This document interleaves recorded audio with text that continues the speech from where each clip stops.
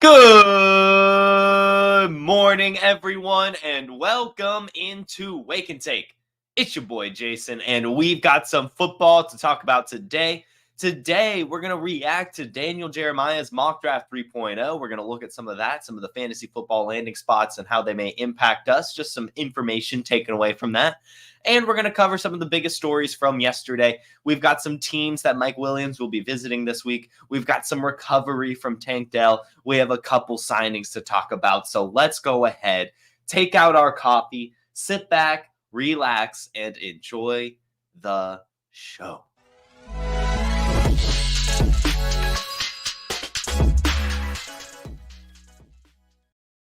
All right, welcome in, everyone. Let's go ahead and get right on into it. Good to see you, Harry Snowman. Good morning to all of you in the chat that are probably about to send your good mornings messages. There they are. There they are. Good morning to you as well, Big Country. And good morning to you as well, Big Time Timmy Jim. Even if you haven't still traded me the 103 for Jahmyr Gibbs, I'm not taking that 104, man. I'm not going to do it. I don't want it. I don't feel confident enough. Maybe when we get to rookie draft day and you're on the clock, then we can talk some more. But as of right now, man, I don't think I'm going to budge. I think I like what Jahmyr Gibbs is cooking up. It's hard to trade those players that have proven themselves simply for players that have not proven themselves. It's a bird in the bush type thing, or a bird in the hand type thing versus the bird in the bush. I mean, I've got Jahmyr Gibbs right here. I've got an elite running back on my squad. I can't move on from him for an unproven asset that I don't even know what team they're going to play for, unless it's the 103. I'll take the risk there. 4 is just one spot too far. Good morning to you, Jamie. Good morning to you, Jack. Let's go ahead and talk some football.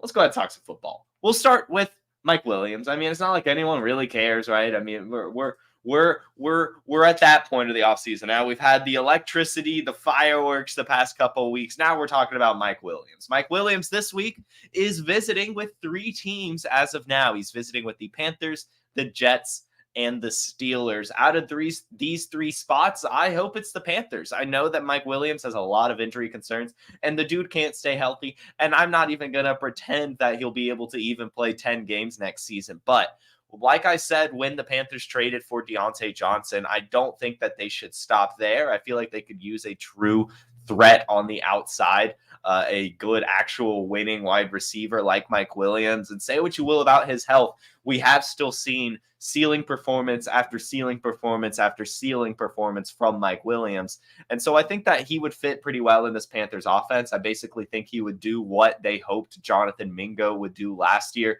with how many times they were targeting him in these kind of one-on-one contested catch scenarios, and he just wasn't coming down with it. Mike Williams would. And I think that he would complement that offense very, very well. I think he would take those deep shots, of course. I think he'd be a good red zone threat. And I think that he would open up the field for a player like Deontay Johnson, for a player like an Adam Thielen, to really, really help this offense out and help Bryce Young get some good targets. So out of those 3, Panthers, Jets, Steelers, I'm hoping it's the Panthers. I think that would be a solid fit. The Steelers, I mean, like, it would fit well given that they need another wide receiver right now. But again, this is an Arthur Smith offense that we're talking about here. It's not really going to be that many targets to go around. And honestly, a player like Mike Williams doesn't even fit it that well. Like, he would kind of maybe do what Drake London would be doing, but then that's what George Pickens is doing. So I think there's a bit of a clashing there. And I don't even know if the Steelers have enough cap room to bring in a player like Mike Williams. Not that he's going to command a ton of money, but still, I mean, at least something. And then the Jets. The Jets is another one that we'll actually talk about in a bit. They're definitely in the wide receiver market. I know that Garrett Wilson's a good wide receiver, and I know Aaron Rodgers likes Alan Lazard, but they've got to get kind of one more guy in there. And so it could be interesting if it's a Mike Williams. I do think he would fit. And I think Aaron Rodgers would like a receiver like Mike Williams. I just don't know if this is the one. I think that if I'm the Jets and I am trying to get a wide receiver 2 for the future, I would probably address that in the draft. And we will be talking about that. Daniel Jeremiah does have the Jets taking a certain someone at the wide receiver position in his latest mock draft. So I think that's interesting. But again, out of these 3 spots, I think I'm going to lean the Panthers on this one for Mike Will made it. What do you guys think he should go? Drop it in the comments. Drop it in the chat. Where would you like to see Mike Williams next season? And how many games does he play? We'll go ahead and move on now to Rico Dowdle, who has re-signed with the Dallas Cowboys. This is a guy who Obviously, last year kind of burst onto the scene in terms of fantasy relevancy. He's actually been in the league for a while, but he was Tony Pollard's handcuff last year. Actually had a few games where he was scoring more points than Tony Pollard, touchdown vulturing, yada, yada, yada. Nothing like too crazy in terms of ceiling, but it does make sense that the Dallas Cowboys would be bringing him back. We do know now that the Cowboys are not really bringing in a running back from this free agency class. I think we would have seen it by now. All of the big names are gone, and they even let Tony Pollard leave. I think that this suggests, especially with bringing back Rico Dowdle as kind of their only move, I think this suggests that the Cowboys will be taking a running back in this year's draft, and I think it's going to be Jonathan Brooks. Last night on Mock Draft Live, Matt Babbage talked about this, and when he said it, it just made a ridiculous amount of sense to me. Basically, not only just the fact that Jonathan Brooks is a Texas Longhorn going to the Dallas Cowboys, and they obviously have those ties, but also the Cowboys team doctor is the same doctor that did Jonathan Brooks' ACL recovery surgery. And so there's big ties right there. And I think that especially with that guy being the person who does the surgery for Jonathan Brooks, I'm sure he's talked to the Cowboys and said that he's going to be okay and we need a running back. Let's get some Jonathan Brooks action. But either way, they're going to address this concern in the draft. We've talked time and time again that the running back position in this year's draft class is pretty deep. Even if there is no like true Breece Hall type prospect, there's still some really, really good running backs available. And so I think the Cowboys will find someone. I wouldn't go trading for Rico Dowdle right now, thinking that you're going to get a bell cow. Like, it's just not going to happen. I would be surprised if he sees even more than what he saw last year. I still think he's going to get right around what he got last year. And honestly, maybe even less, depending on what running back they bring in this year's draft. But either way, a solid person to roster in your deeper leagues. If you need some running back depth, I guess, but I honestly would kind of take the wait and see, and maybe try to flip him for something if I could. I would take a 5th round pick over Rico Dowdle right now. Again, this is a pretty deep draft class, and I would rather take the lottery ticket than with a player like Dowdle, who again has been in the league for a way longer time than some would suggest. It's just like I'm very shocked every time I look at his just career game logs or whatever, and I'm like, wow, he's been in the league this long.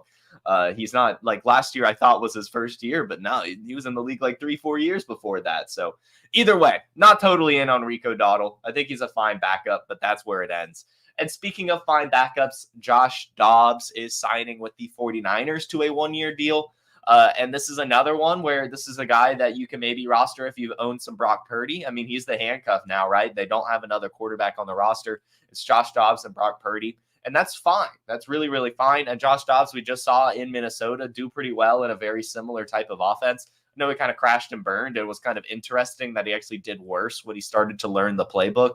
But I think with a full year getting acclimated to the 49ers, he'll be a solid backup. And I think if he does have to play, he'll be all right for a couple games. He's a good backup. I think he's earned that right. And I would just keep holding on to him or maybe trade him to the Brock Purdy manager to see if they want to back him up in a super flex leagues. Obviously, in a one quarterback, you don't even care about this. But it's Josh Dobbs signing a 1-year deal with the 49ers. They have their backup. Let's see. Where should we go from here? We'll go to a fun story. We'll talk about Kirk Cousins. This honestly, I have not much to say about it. Some people are maybe overreacting to it. And I'm curious what your guys' thoughts are about this. But Kirk Cousins will not be taking the number 8 from Kyle Pitts, or really vice versa. It should be Kyle Pitts is not giving the number 8 to Kirk Cousins. And Kirk Cousins will actually be wearing number 18 next year for the Atlanta Falcons. Not a lot of successful number 18s outside of Peyton Manning. But that's okay. I think Kirk Cousins is still going to be fine. Again, guys, I'm taking the wait and see here. I still believe that this is going to end up being the most hilariously Atlanta Falcons move, but that's not real analysis. That's just, like I'm tired of seeing the Falcons go through this type of stuff time and time again and it not working out.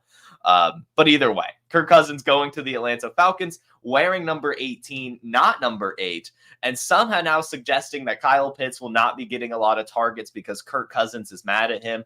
I don't think that's the case. Maybe it is. I don't really know. I don't get into the psyche of these players, but I don't think it really matters. I'm sure Kirk Cousins is still going to be throwing the ball to Kyle Pitts. Maybe he has gone from the potential of being his favorite target to now Drake London is his favorite target or something. But either way, you're not going to hold out a dude on offense, especially one with the athletic profile and abilities of Kyle Pitts. just because he didn't let you have your number. Honestly surprised Kyle Pitts didn't let him have the number. It's not like he's done anything to earn the right to have like number 8 over Kirk Cousins. Like, I know he's been there longer, but he hasn't done a lot for the Falcons outside of his rookie season. So I think honestly a number change for Kyle Pitts would have been warranted, but Kirk O'Chains gets the new number, and it's, to me, almost setting itself up to, again, it just feels so hilariously Atlanta Falcons. You guys are seeing this. I didn't want to talk about it, but you guys are seeing all the rumors right now that the Falcons are being investigated for their tampering with Kirk Cousins, and some are saying that they'll have to give up a first-round pick. I don't think they'll have to give up a first-round pick, but if they do, that just brings home the point even more that the Falcons getting Kirk Cousins is not as good as everyone's saying, that it is an Atlanta Falcons move and it's going to crash and burn. But we'll cross that bridge when we get there. We still have no idea. I'm in the camp that it's probably, if anything, they'll have to give up like a 4th or something. A first-round pick seems pretty heavy, but who knows, right? I mean, it seems that almost guaranteed at this point the Falcons did tamper with Kirk Cousins, reach out a little too early, and Kirk Cousins kind of incriminated that in his press conference. So something will happen, just not sure what yet. So stay tuned for that as well. What do you guys think about the Kirk Cousins number change? And do you think he still loves Kyle Pitts and will be throwing him the ball next season? That's the big question. I'm sure Kyle Pitts will still get some targets though. We'll go ahead and move on to Tank Dell. Tank Dell came out yesterday, kind of talked about his recovery from the injury, and things are looking good, ladies and gentlemen. I'm going to go ahead and say it. I'm going to start ringing the bell for Tank Dell. I think his value right now is a bit inflated, but I think it's going to be warranted in best ball formats. I think he might still be someone to be cautious about in your managed leagues for his value. This is still a guy. I just want to make these concerns apparent. Tank Dell last year, the whole reason people were off on him is because of his size and injury concerns. We saw it last year. He got injured multiple times and ended up finishing the season on the IR. So those concerns are still there.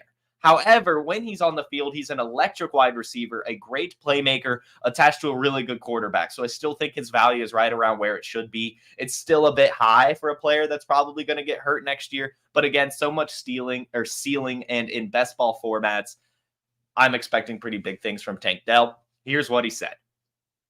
I feel like I'm back and ready. And then Dell's coach, Delphonte Diamond, his private coach, came out and said that he's way ahead of schedule and he'll be more than ready for when OTAs kick off. So that's exactly what you want to hear. I know a lot of the concerns were that Tank Dell might not even be ready for week 1. To hear that he's going to be ready for OTAs, it's time to get excited. It's time to accept that he's probably healthy, and it's time to accept that he's going to be the wide receiver 2 on this Texans offense. I am curious, right? A lot of people are saying that the Texans are going to be drafting a wide receiver. I do think it's possible, but I don't know. I mean, they've got a really good wide receiver core. I would like to see them kind of build around the Nico Collins, Tank Dell, but if they bring in someone else later, like 2nd, 3rd round, it'd probably behoove them.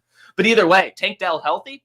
And I would say in best ball leagues, draft him in that 3rd, 4th round ADP where he's going like mid-3rd. I think that's fine in best ball. I really do. I think he's going to have some massive ceiling games again, just like he did. And I think he's healthy. So go Tank Dell. Good to hear those news about his recovery. Glad to hear he's doing well. And glad to hear that he's ahead of schedule and probably going to be ready for OTAs. That's crazy. That's really quick recovery. Good for Tank Dell. And the last bit of news I have for you guys is on Austin Ekeler. Austin Ekeler is, joining the Washington Commanders. And last week I did the episode on this when he signed and actually said I like it. I like it a lot. I really love the Commanders spot for Austin Ekeler. I think that this is going to be a very valuable running back duo for fantasy football. I think both Ekeler and Brian Robinson are honestly gonna perform above their ADP, above their fantasy football value. I really think it's a match made in heaven. Here is what Austin Ekeler has said about his signing, why he ultimately chose the Washington Commanders. It was just an opportunity to come in and be this 2-back backfield.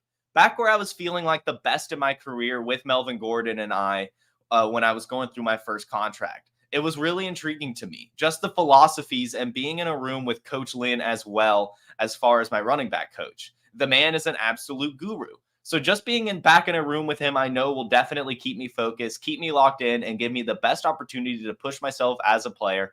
And that was the opportunity and environment I wanted to be in. So yeah, he may not have gotten a lot of money, but he didn't care about that. He wanted to go somewhere where he could prove to himself he's still a good running back and be in a two-back backfield where he feels he excels. Again, he highlighted his time with Anthony Lynn. Again, he is returning with running back coach Anthony Lynn, who was the head coach over the Chargers 2017 to 2020. If you go look at Austin Ekeler's season logs, that's some of his best seasons when he was sharing the field with Melvin Gordon, hyper efficient in the passing game. And we're going to be able to see that again. I'm very, very excited about this landing spot. And I think he's a really good value right now. I really would be shocked if he doesn't outperform his cost right now. Now, of course, this isn't going to be like a thing where you're very excited about him, even as maybe your RB2. But I think, I mean, maybe like right up there, though, to be honest, in PPR leagues. But either way, like RB3 flex land for both Austin Ekeler and Brian Robinson, I think that's really solid. And I wouldn't be upset if you made a team around your running backs, Austin Ekeler and Brian Robinson, and you just kind of started them both. I really think that they're going to run the ball a lot. We've seen with Cliff Kingsbury, the pass-catching running backs get fed a lot, so Austin Ekeler should be good. And then Dan Quinn is the head coach, and we know that he's a little bit more of an old-fashioned type head coach who's going to want to run the ball a lot as well with a Brian Robinson. We saw the two running back approach in Atlanta with Tevin Coleman and Devontae Freeman. We've seen the two running back approach with Anthony Lynn a bazillion times, and he's now their running back coordinator. And we've seen passing running backs succeed in a Cliff Kingsbury offense as well. Basically, that is three positive signs saying that Austin Ekeler and Brian Robinson are in a good situation, and both of them are extremely cheap in drafts and to acquire in Dynasty in particular. I really think this is a good landing spot for Ekeler, and I think we're going to be surprised next year when he finishes like right around like RB20, RB24 range, like right around there. End of our RB2, I think, is right where Eckler's going to finish in PPR leagues because I think he's going to score some touchdowns. We know they're going to have a rookie quarterback, and he's going to rely on the run game and probably dump it off to the running back a decent bit. So anyway, I think Austin Ekeler is destined for success, to be completely honest with you guys. I really like the landing spot if he can stay healthy, and I like that he's healthy about it. But either way, or happy about it, we know he's healthy. Either way, that is the news I have for you guys. Before we get into the Daniel Jeremiah mock draft 3.0, I just kind of wanted to hype myself up a little bit. Last night we did mock draft live, so I would highly recommend checking out that episode.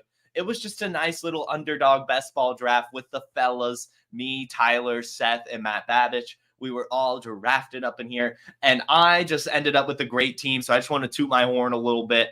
I got the Anthony Richardson, Michael Pittman stack, the Dak Prescott, CeeDee Lamb stack, and just to be sure, I also got the Kirk Cousins, Drake London stack, finishing out my wide receiver room with some of my guys, Rome Odunze, Jamison Williams, Brendan Rice. Got some rookies up in there. My tight ends are Brock Bowers, Pat Freiermuth, and Jelani Woods to go with Anthony Richardson. And then the big question mark on this team. I'm very curious what you guys think about this. My running back room, massive question mark. If you saw this, I waited a while to draft running back. I ended up with Nick Chubb as my RB1 and Jerome Ford as my RB3. And then I got a bunch of rookies, Bucky Irving, Jonathan Brooks, and Kamani Vidal to kind of round out the room. I don't know. I'm pretty happy about the team. I think that's going to be really, really nice for best ball. I don't know how that all fell to me. So I think that it's a pretty fun one. Pretty excited about that team. So let me know what you guys think for sure. But either way, speaking of a draft, their new mock draft 3.0 from Daniel Jeremiah is out. And there is some interesting stuff going on in this mock draft. So I just want to highlight the fantasy football relevant ones. We'll start with the teams that he has drafting offensive line, just so we can kind of get that out of the way. If a team is drafting offensive line, then that just shows that they're probably going to be passing the ball a lot next season, and or they're just ready to upgrade their offensive line in general. I mean, that is kind of the most important part of a football team is your trenches. And so getting offensive line is always a good move and ultimately means really good things for the quarterback. So these are the teams that Daniel Jeremiah feels is tied to upgrading their offensive line in the draft. The Tennessee Titans makes a ton of sense. They just got some wide receiver help and Will Levis needs it. So the Titans getting offensive tackle, I think, is basically guaranteed. And then the Chargers, another one we'll see. This is interesting in this draft. I guess maybe we should have gone through the draft first, but he had the Chargers trading back and then getting an offensive tackle, which I think does make sense for this Chargers team, kind of gutting it out and then starting anew with just the old school football build. But I don't know. I think they take wide receiver. Then he also has the Packers, Cowboys, Dolphins, Steelers, Bengals, Seahawks, and Saints tied to offensive line, potentially taking them. So, all of those teams makes a lot of sense. And I think that all of those quarterbacks, too, are ones that we were hoping for a step forward with Will Levis, Justin Herbert, Jordan Love, Dak Prescott, Tua, whoever wins between Russ and Justin Fields, Joe Burrow, and whoever the Seahawks quarterback ends up being, and the Saints. So either way, that's kind of the teams tied to the offensive line. Doesn't matter too much, but does show that these teams are looking to make their offense better next year. What really matters is the other players, the skill position players, and the quarterback. So let's talk about it. He has, of course, Caleb Williams going 101. Whatever, that's locked in. There's no argument there. But for the 102, he does have the Commanders taking Drake May. And this is one that's kind of come into contention lately. He said he has no inkling where they're going to go, which I think is interesting. I feel like Daniel Jeremiah does usually have a little bit of insider information. And he said, I don't really have any information on it. He said he's been mocking Drake May to the Commanders the whole process and decided not to change it, which then does leave Jaden Daniels to go to the Patriots at 103. Which is, another thing that's coming into contention of late is, will the Patriots trade out a 103 if the quarterback they want isn't there? I think in this situation, it is Jaden Daniels that they want and they get him. But I still think there's a world, and I think they should draft a Marvin Harrison Jr. I think that that's the best path forward for this franchise. I think whatever quarterback they draft is going to be in a really rough spot to succeed quickly. And I think that it's just going to warm the seat for Gerard Mayo a bit too much. Whereas if you get a wide receiver like a Marvin Harrison Jr., you can kind of say to the front office, look, I just want you to look at my defense this year, look for some, green flags in an offense, but I know 2025 is what we're really looking forward to with this team. But either way, very chalky 1, 2, 3. We pretty much know it's more than likely going to be May, Williams, Daniels in whatever order. But 104 is where Daniel Jeremiah decided to mix things up. So after Jaden Daniels gets picked by the Patriots, the Cardinals would be on the clock at 104 with Marvin Harrison Jr. still available. And for some reason, they trade back. For some reason, Daniel Jeremiah has the Vikings trading up to 104 with the Cardinals to get J.J. McCarthy, which I think is crazy. That is really high for J.J. McCarthy. I'm just going to say it. I like J.J. McCarthy. I'm a Michigan fan. You guys know it. I've got a mini helmet right here. Go blue. J.J. McCarthy's a good NFL quarterback. The 104 is too high. And I think what's happening here with J.J. McCarthy is kind of this whole Will Levis thing as well, where last year everyone kind of heard that NFL teams were very interested in Will Levis. And I'm sure NFL teams are very interested in J.J. McCarthy. But let's face it, he's not a top 10 draft pick. If he is, I will be surprised. I think what we're going to see here is J.J. McCarthy still drafted in the first round, but I think he's going to slip a bit more than people expect. Again, with Will Levis last year, remember, he was mock draft going second overall over C.J. Stroud to the Texans. That's how high the Will Levis hype got. And ultimately, he still technically got drafted in the first round, right? I mean, he was the 32nd pick. So he still got really high draft capital. And I think we're seeing the same thing unfold with J.J. McCarthy. Don't fall for the top 10 hype, but do fall for the NFL quarterback starting caliber hype. I still think he's that. I just don't know if he's a top 10 quarterback. I would be shocked to see that happen.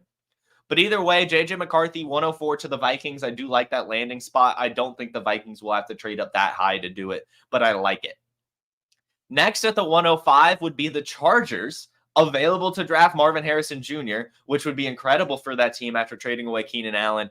But Daniel Jeremiah actually has the Chargers trading away 105 to the Jets, who draft Marvin Harrison Jr. And this isn't terrible. This is not terrible. It would suck if you own Marvin Harrison Jr. or Garrett Wilson. It would not feel good at all. But it's a solid move. Again, at the top of the show, we talked about Mike Williams visiting the Jets. They could use a wide receiver. And I think getting a wide receiver like Marvin Harrison Jr. would be a great complement to Garrett Wilson. They played together in college, and I think that does make a lot of sense. I just don't think it's possible. I think in this case, arguably 3 teams in this mock draft have now passed up Marvin Harrison Jr., and I really don't see that happening. And in today's wide receiver market, if you have a chance to get a franchise wide receiver like a MHJ, then you've got to do it, especially one like the Cardinals who could use it, or the Chargers who could use it. So I'm surprised he has them trading back, but maybe he just wanted to make a point about the Jets being interested in a wide receiver and a point about the Vikings wanting JJ McCarthy. I think that's the big takeaway here is the Jets are probably in wide receiver market in this draft, but I don't know about Marvin Harrison Jr. Which then leads us to the 106. After Marvin Harrison Jr. goes off the board, the Giants take Malik Nabers at 106. And then at 109, the Bears take Rome Odunze. So those are the 2 kind of other wide receivers that are projected to go top 10. I think they do. And I feel for whatever one lands in New York. That's why we kind of wait until rookie drafts to trade for these top end first round picks. You've got to see the landing spots, right? And I just think that whoever goes to the Giants may not be as successful as we feel they will be right now. Situation is everything, guys. It really is. I know it, maybe not everything. Situation is 85% of everything. It really means a lot. And I don't know if I would be very on board about New York Giant Malik Nabers. I could be wrong, though. But Bears, Rome Odunze, that's pretty special, especially with Keenan Allen. Probably not going to be there after next season. That's kind of their franchise wide receiver with Caleb Williams. I think that'd be really, really, really, really good. And then at 112, the rest of this is very, very interesting. At 112, Daniel Jeremiah has the Broncos taking Brock Bowers. And he says that it's because it's the best player available pick for the Broncos. They have so many needs. Just get the best player, which, has some sense to it. And Sean Payton certainly does like tight ends. And he said that they could use Brock Bowers like they used Michael Thomas, which I guess is fair. He is a bit more of a receiving tight end, with good size and everything. But, I feel like that's an odd comparison. And if you want to use someone like Michael Thomas, I would probably draft a wide receiver to do that. But either way, Brock Bowers to the Broncos at 112. Don't think I like it too much, but don't hate it. I do think he would earn some volume in that offense. Not a lot of pass catchers, and Greg Dulcich can't stay healthy. 113. This is the most interesting pick on the entire mock draft. And I know I've talked about some interesting ones that I don't quite agree with. This one, though, 113, Daniel Jeremiah has the Raiders picking Michael Penix. And I think that's very interesting because everything we're hearing, right, is that Michael Penix is going in the second round. 113, 13th overall. That's pretty high and a stark difference to what we've been hearing. I don't know if I like it. I think Michael Penix is going to take some time. I do like it. Gardner Minshew's there. Forgot about that for a second. Michael Penix with Gardner Minshew, I think, would be solid. I know that Gardner Minshew isn't, the same type of quarterback Penix is, doesn't have quite the arm, but I think Penix could learn a lot from Gardner Minshew. A lot. And I think that would be good for him to sit for a few games and then maybe take over at some point. So the Raiders getting a quarterback does make sense, but I don't know about at 13th overall. At 123 is the next offensive pick. So we go from 13 to 23, although there's probably some offensive line in there. We already talked about that. So the Cardinals, they trade back with the Vikings to the 23rd spot. The Vikings get JJ McCarthy. The Cardinals get Brian Thomas Jr. is what he has them doing, which I think is interesting. And it kind of just brings home my point. Like if the Cardinals are there at 104 and Marvin Harrison Jr. is on the board, I have no idea why they wouldn't do that. I really don't think they would trade back with the Vikings. I think the Chargers are a trade back scenario because they need a lot of things and they're going full rebuild. The Cardinals aren't. The Cardinals could heavily use Marvin Harrison Jr. And I think if he's there at the 104, they don't trade.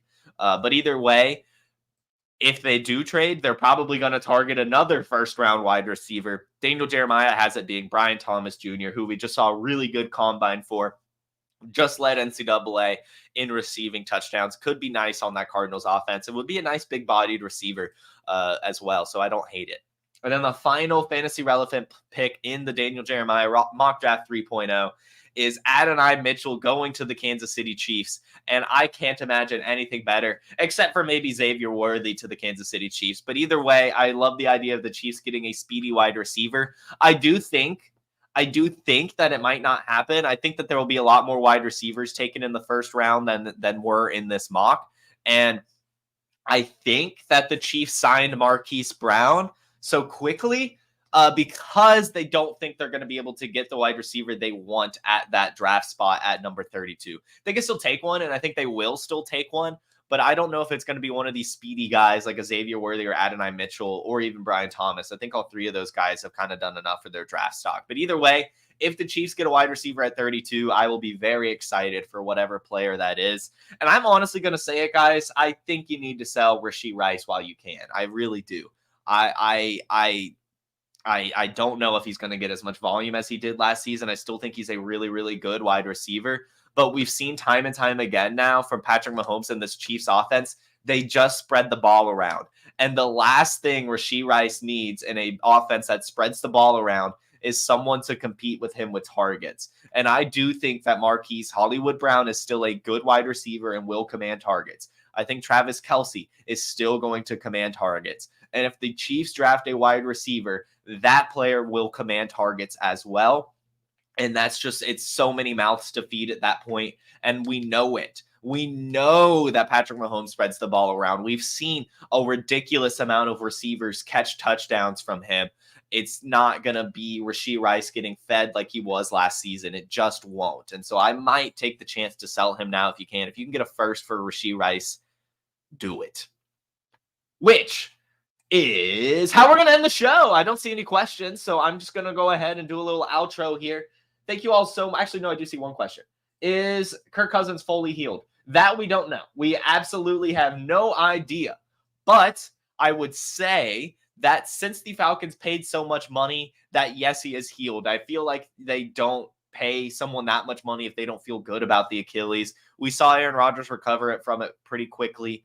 So I think that Cousins is probably fine. I'm just worried about it because I'm a Falcons fan, and it just feels a little too good to be true.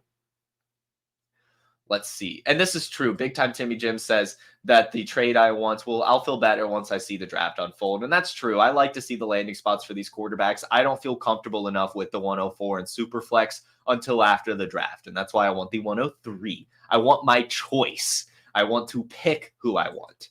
But either way, we've got another question actually from Jamie. Would you trade away the 111 and Nico Collins for the 104 and Superflex? And I would say at this point, no. I would say no. I would hold on to Nico Collins and the 111. I think you could get a very good player at the 111 along with Nico Collins.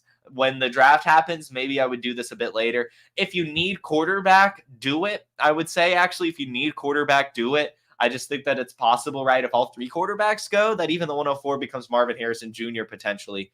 But I don't know. Again, I don't feel comfortable enough about Drake May or Jaden Daniels right now. I really don't. I don't think either of them have shown enough for me to feel confident about them as my dynasty quarterback, whereas Nico Collins has shown a ton, still young, and still going into a year with CJ Stroud. And the 111 is a very good pick. There's a lot of talent still available. So I would hold tight, to be honest. And then, is Jason fully healed from Kirk going to Atlanta? I'm getting there. Again, just totally wait and see. Again, my thoughts with Kirk Cousins. If he's healthy and like can play the full season, I'm over the moon. I'm just not so sure. I don't. It's too good to be true. It's just too good to be true.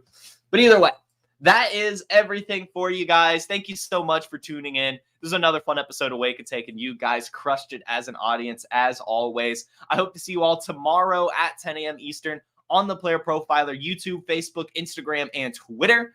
Go shoot us a follow, subscribe to the YouTube channel, and don't forget to like this video as well. I'll be back tomorrow, be back Thursday, be back Friday. So make sure you're ready for more Wake and Take all week long. Have a terrific Tuesday and a wonderful rest of your week.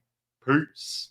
Hey, I want to take a moment to thank you for tuning in. It's important to me that all of our media be free. This is only possible because of you allowing a true independent sports media enterprise to thrive unlike any other in the business.